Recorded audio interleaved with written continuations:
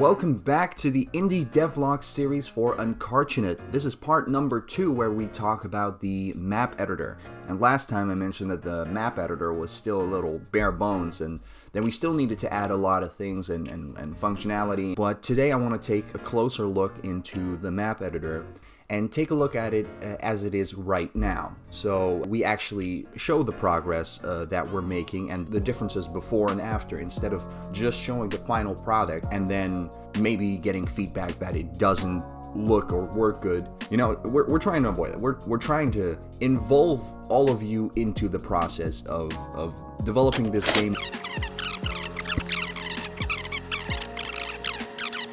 And then you go through it over and over and over again for like 2 hours and you realize that you missed one word, which fixes everything, and you kind of feel genius but stupid at the same time. Right, so when you start up the track editor, you get a list of every saved track you have on your computer. Right now I only have this one, which is called empty, and you can make a new track. Let's call this one test. Let's change the track size to something like 10. Time of day is something very self-explanatory. Don't think I really need to explain that. And same with weather. It doesn't do anything right now, but we're going to add different types of weather and atmospheres to this, so you can really personalize your tracks. And different types of weather are also going to affect your gameplay. So for example, it's going to be easier for a car to slip if the weather is set to rain or snow.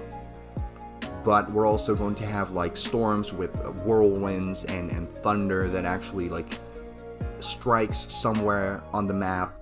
Right, let's create. So now you're in the track editor, and in this build I forgot to get rid of some things, which is fine.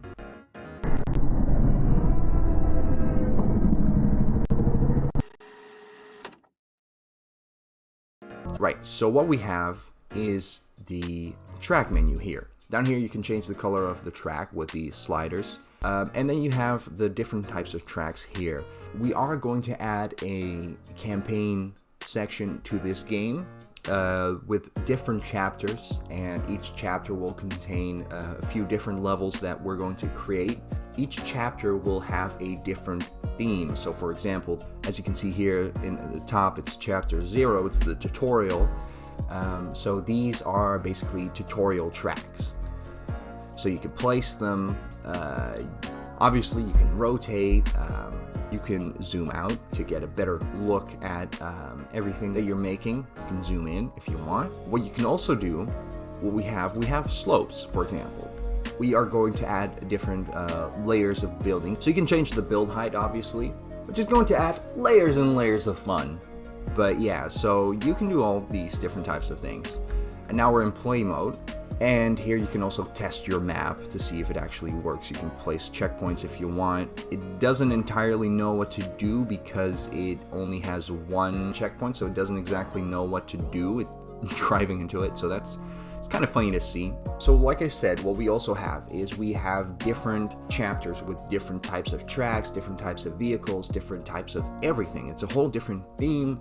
So right now we are preparing some other types of tracks for the next chapter, which is chapter 1, country roads. So let's say you've built something like this and you absolutely want to save this masterpiece.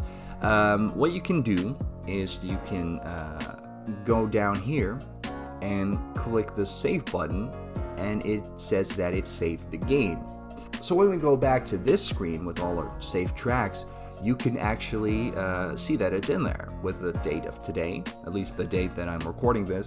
So when you press it, it actually builds the track for you. When you open a track, it doesn't just pop in, it actually shows you this little fun effect of it actually being placed down piece by piece. You might be wondering why this isn't the entire track. That is because the save system doesn't actually save the map size right now. It defaults back to the original 4x4, which means the other parts are out of bounds, so it can't actually place those.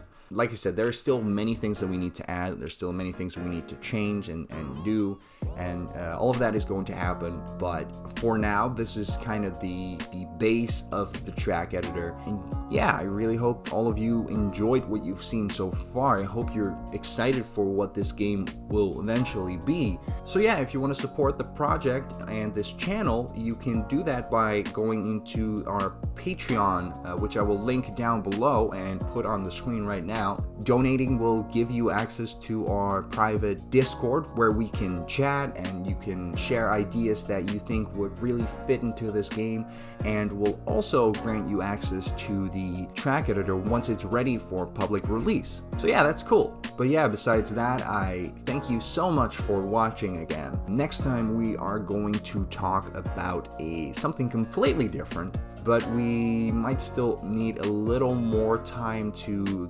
get that done before we really show it. So yeah, thank you for watching, and we will see you next time.